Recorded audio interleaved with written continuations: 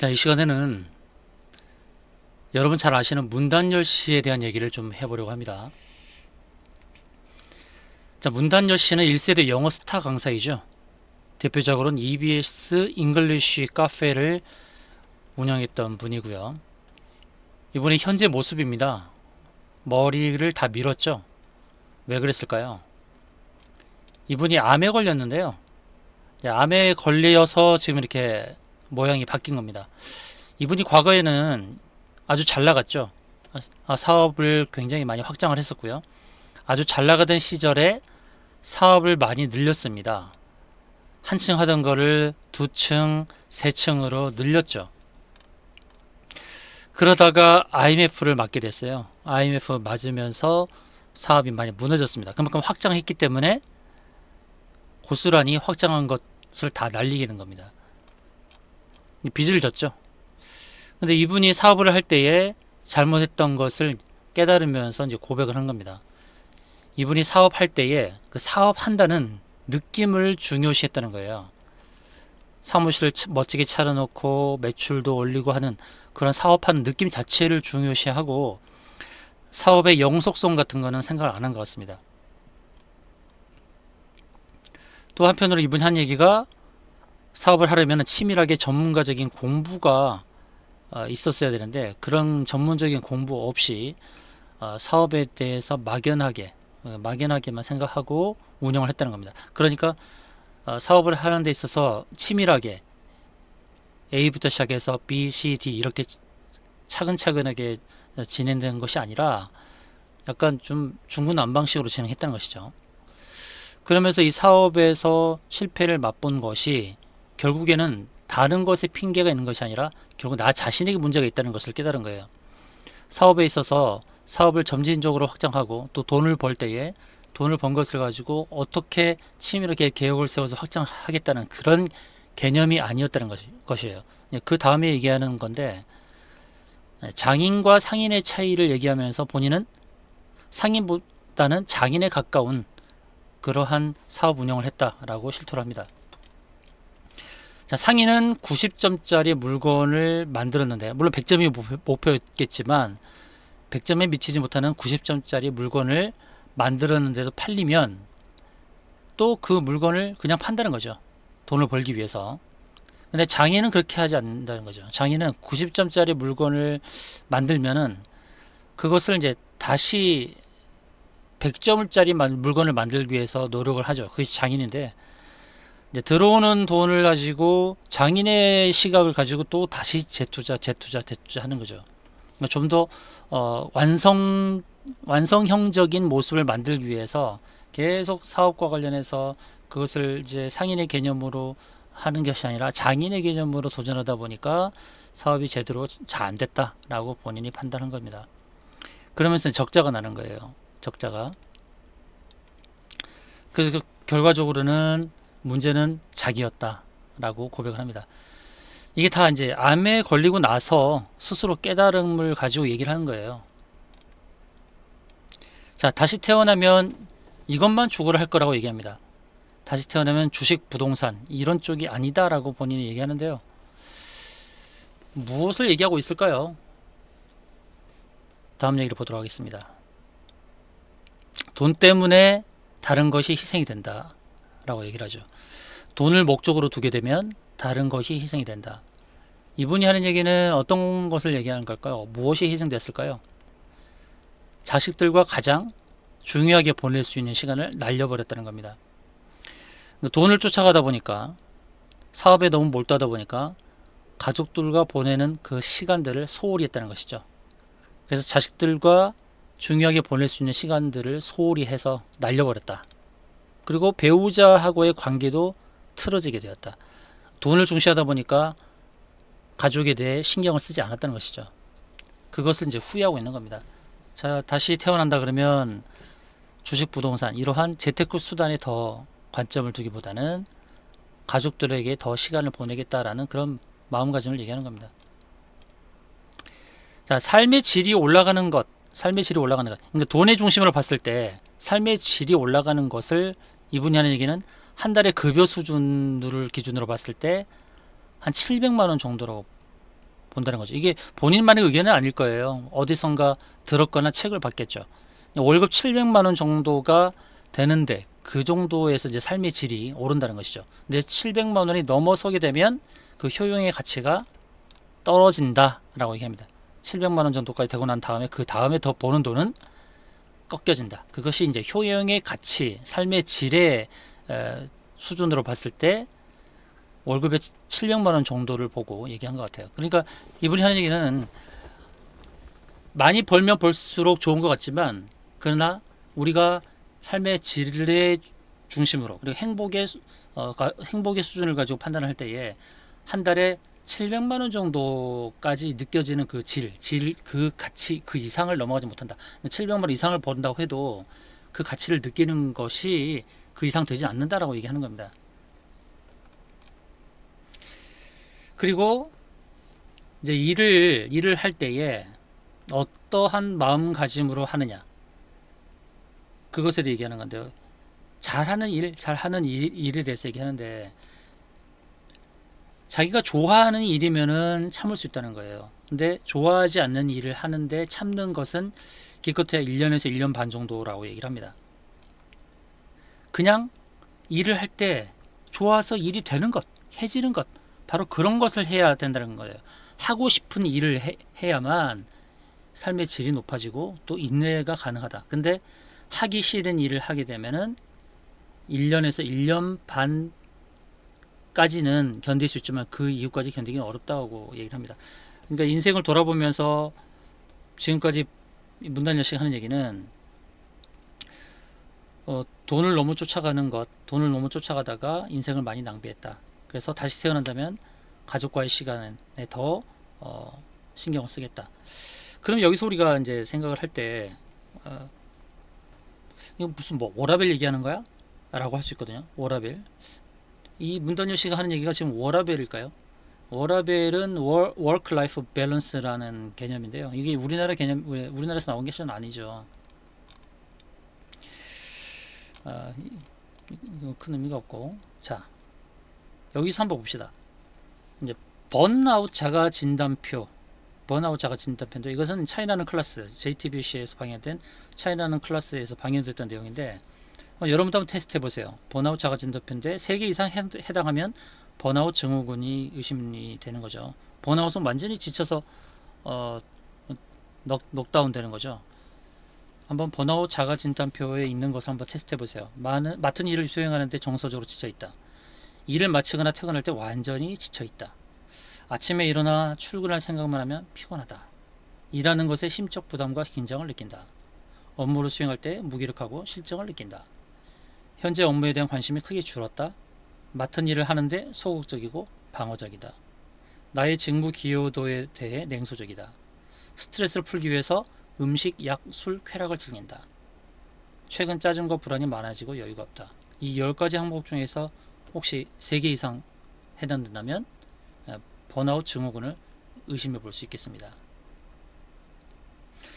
그런데 워커홀릭에게는 번아웃이 생길까요?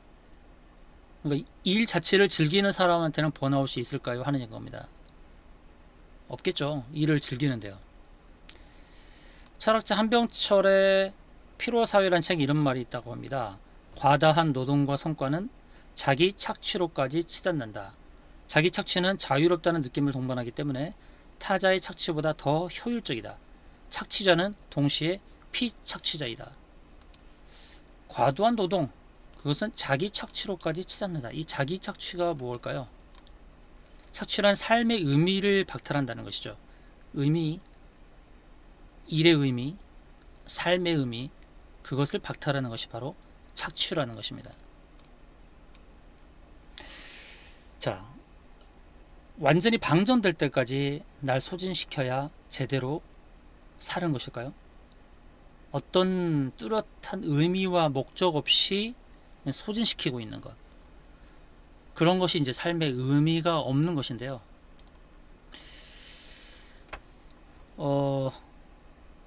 현재 우리가 살아가고 있는 삶 가운데서 목적 없이 살아간다면 그저 하루하루 보내는 데만 의미가 있을 겁니다.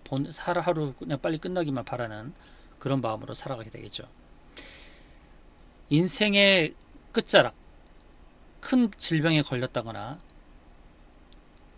때로는 가장 사랑하는 사람을 잃었을 때거나 뭔가 절망스러운 상황 속에서 우리가 과거를 돌아보는 그러한 시간들을 갖게 되는데, 어, 재테크라는 개념도 중요하지만 재테크의 길, 또 노동의 길, 또 무언가 지금 일을 하고 있는 상황의 그런 중간 단계에서 한 번쯤 되돌아보는 그런 상황이 필요하지 않을까, 그런 차원에서 지금 말씀을 드리고 있는 거고요.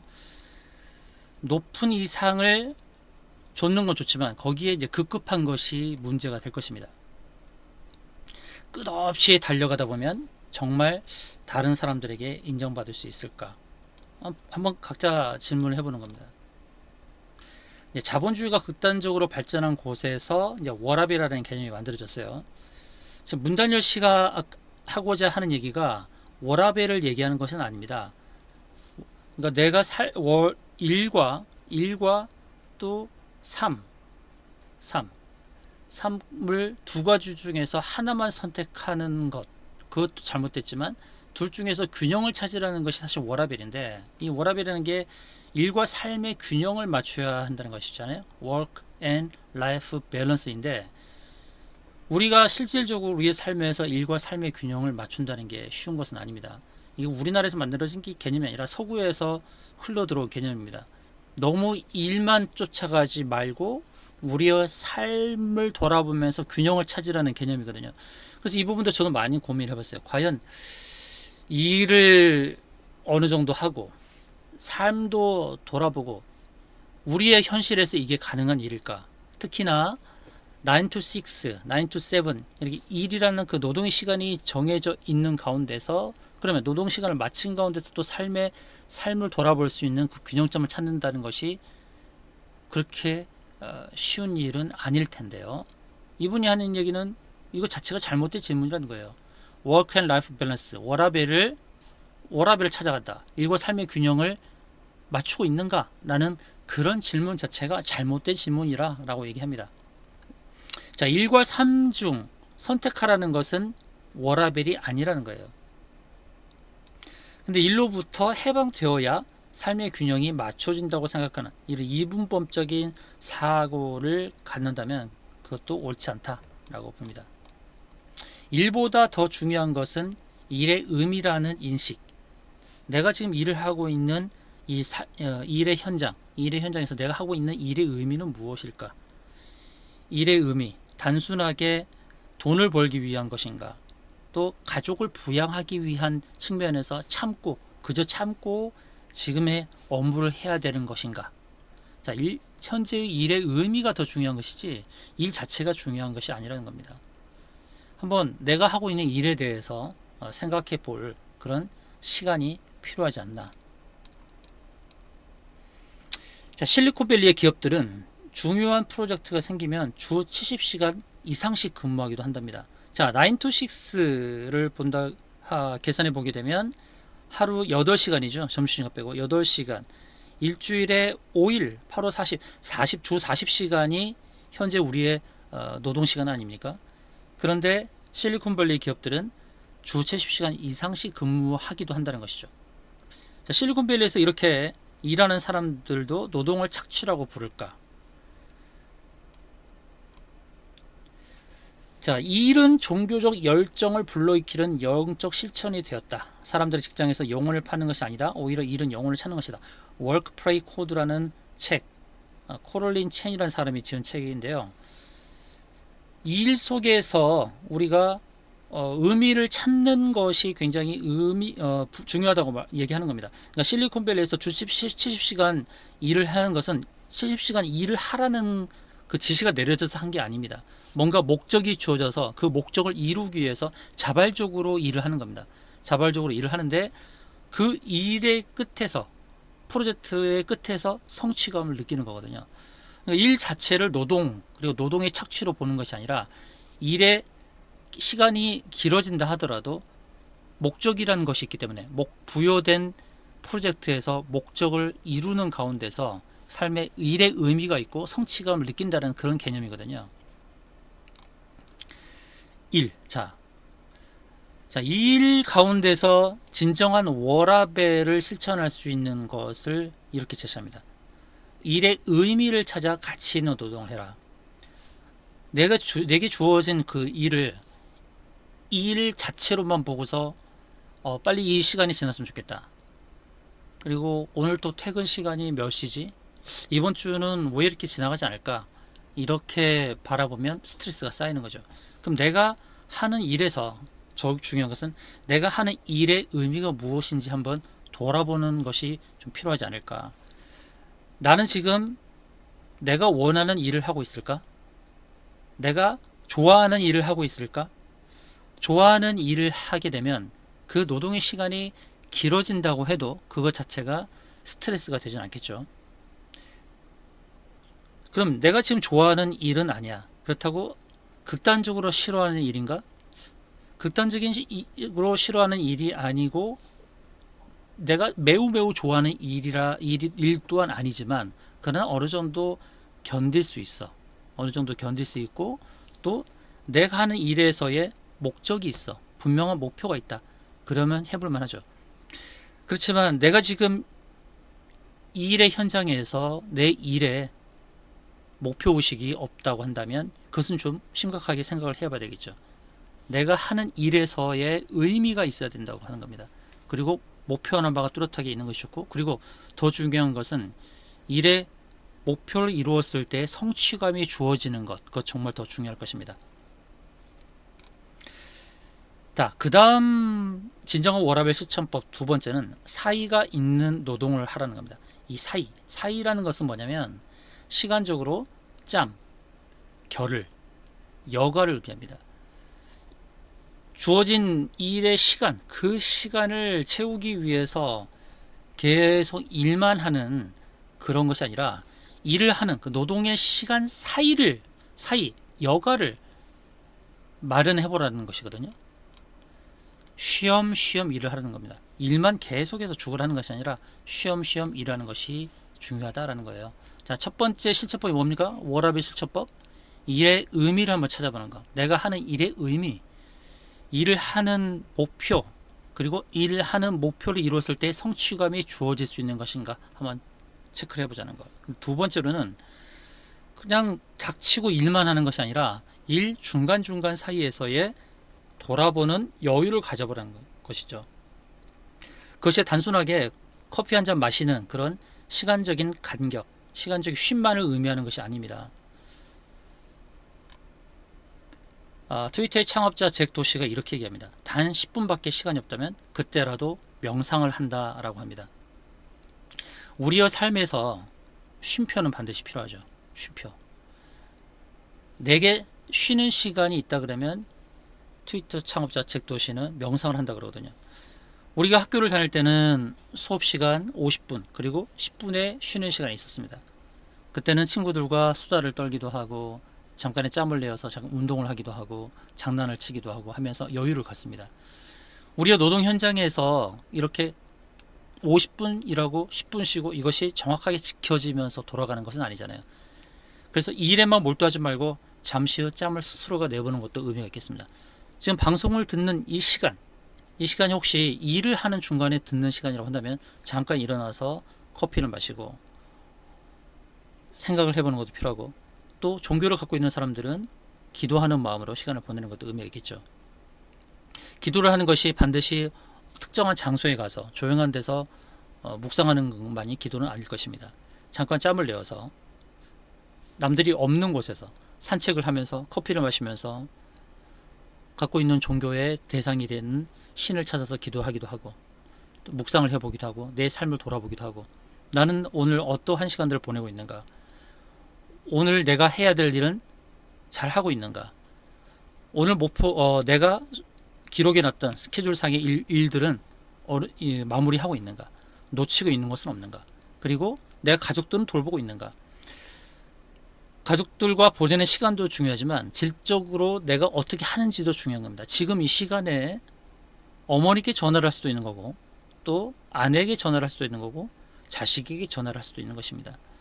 잠깐의 짬을 내서 전화를 해서 이렇게 얘기할 수도 있는 거죠. 무슨 일이야? 갑자기 생각나서 전화했어. 어머니 지금 어떠세요? 건강은 어떠세요? 너 일하고 있는 시간 아니니? 일하고 있지만 잠시 쉬는 시간에 전화를 드렸어요. 문득 어머니 생각났어요. 아내가 생각났어. 자녀가 생각났어 하면서 전화를 해보는 것도 의미가 있겠고, 또 수첩 스케줄표에 작성했던 것에서 내가 체크리스트를 점검해보고 내가 지금 제대로 일을 하고 있는가, 이것도 의미가 있겠고, 한편으로는 여러분들이 버킷리스트 같은 것도 작성을 해서 버킷리스트에 내가 원하는 것들을 하고 있는가, 그것도 체크하는 것도 의미 있겠죠. 그래서 지금은 잠시 쉼표의 시간을 갖는 것도 의미가 있겠다라는 말씀을 드립니다. 여러분, 제가 비트코인에 대해서 계속 말씀드리고 있습니다. 비트코인도 분명히 재테크 수단입니다. 근데 비트코인을 우리가 해야 되는 목적은 분명합니다. 여러 가지 삶에서 우리가 특히 이 금융에서 길이 막혔을 때, 금융의 수단이 막혔을 때, 우리의 예금, 우리가 때로 갖고 있는 금, 해외 자산, 이런 것들을 활용하지 못했을 때, 특히나 또 지정학적 위기가 발생했을 때, 전쟁이 나타났을 때, 그리고 우크라이나 전쟁에서 확인했듯이 거기서 모든 예금 자산이 동결된 가운데서 비트코인을 현금화할 수 있고, 또 비트코인을 가지고 전쟁 물자나 방탄복이나 헬멧이나 또는 의료 물자 또는 우리의 식음료, 이런 것들을 공급받을 수 있었던 것을 확인했듯이, 우리 비트코인은 단순한 재테크 수단이 아니라 생존의 수단이 될 수도 있는 것입니다. 우리가 하는 모든 재테크의 수단들, 주식과 부동산, 채권, 그리고 비트코인을 비롯한 암호화폐, 이 모든 것에서의 의미, 목적을 생각해 보는 것도 참 바람직하지 않은가 생각을 해봅니다. 단순하게 돈을 벌기 위한 수단이 아니라, 그것이 아니라 우리가 갖고 있는 금융자산의 목적을 생각해 보면서 하는 것도 의미가 있겠습니다. 자, 결론을 내리겠습니다. 자, 잠시 지금은 일을 하는 가운데서, 삶의 여정을 가는 가운데서의 한번 쉼표를 찍는 시간이 의미가 있지 않을까. 너무 일만 몰두하지 말고, 그렇다고 워라밸만 너무 추구하는 것이 아니라, 물론 균형점도 중요하지만 때로는 우리 이 일에서 몰입을 해서 중요한 시간에 선택과 집중을 해서 많은 시간을 노동에 투여한다 하더라도 그 일의 현장 속에서 내가 성취감을 느끼면 되는 겁니다. 실리콘밸리에서 주 70시간 노동을 하는 가운데서 번아웃 되는 것이 아니라, 목적을 가지고 일의 의미를 찾으면서 하는 것처럼 우리의 삶의 현장, 일의 현장에서 일의 의미를 갖고 가는 것이 중요하다. 일의 의미를 찾자. 그리고 일의 목적을 찾자. 그리고 그 목적을 이루면서 성취감을 누리자. 그리고 일 가운데서 사이를 두자. 짬을 갖자. 여유를 갖자. 잠시 돌아보자. 때로는 묵상을 하자. 기도를 하자. 그리고 가족을 돌아보자. 가족들에게 전화를 해보자. 그리고 재테크를 할 때, 특히 우리가 비트코인을 가지고 재테크 수단으로 생각하는 것도 좋지만, 비트코인을 우리가 보유하는 목적을 늘 생각하자. 목적이 있는 삶이 의미가 있다. 또 문단열 씨가 고백을 했듯이, 큰 질병에 걸렸을 때, 어떤 고난이 주어졌을 때에서야 삶을 돌아보지 않고, 우리가 건강할 때, 지금 이 순간에 한번 삶을 돌아보는 것도 의미가 있겠다라는 말씀을 드리면서 이번 영상 마치도록 하겠습니다. 이번 영상이 좋았다고 하면 좋아요, 구독 눌러주시면 고맙겠습니다. 감사합니다.